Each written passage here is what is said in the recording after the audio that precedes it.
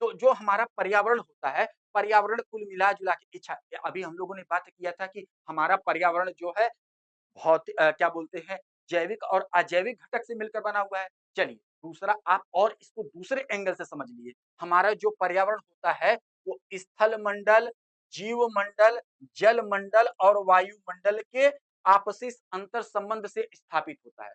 जल मंडल में क्या आ जाएगा? नदी, तालाब, झरना, ये दूसरे तरीके से है। अभी हम लोग भाई अगर हम इसको बाँटना चाहें, तो बायोटिक कंपोनेंट और एबायोटिक कंपोनेंट में बाँट के पढ़ लेते हैं, लेकिन इसको हम लोग दूसरे तरीके से किए हैं, बाँटे हैं, कि पर्यावरण में जो हमारा जीव मंडल है, जीव मंडल में क्या-क्या आएगा? पेड़-पौधे और ज जीव-जंतु आते हैं, पेड़-पौधे और जीव-जंतु आएँगे। वायुमंडल में क्या आ जाएगा? वायुमंडल हम लोग जानते हैं कि हमारी जो वायुमंडल है मतलब एटमॉस्फियर है, वो कई परतों से मिलकर बना हुआ है। क्षोभ मंडल, संताप मंडल, मध्य मंडल, आयन मंडल, बहिर्मंडल। लेकिन हमारे एनवायरनमेंट में कौन-कौन सा मंडल आता है? तो क्षोभ मंडल आता है और संताप मंडल आता है। ठीक है? क्षोभ मंडल और संताप मंडल आता है।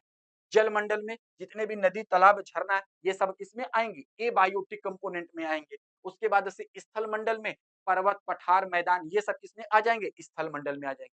तो पर्यावरण जो है हमारा जीव मंडल, स्थल मंडल, जल मंडल और वायुमंडल का अंतर संबंध कहलाता है। इस तरीके से भी इसकी डेफिनिशन तैयार हो सकती है। एक हम लोगों ने पढ़ा है कि बायोटिक कंपोनेंट और एबायोटिक कंपोनेंट के आधार पर पढ़ लिया और दूसरा हम लोगों ने इस तरीके से पढ़ लिया। क्लियर रहेगी बात?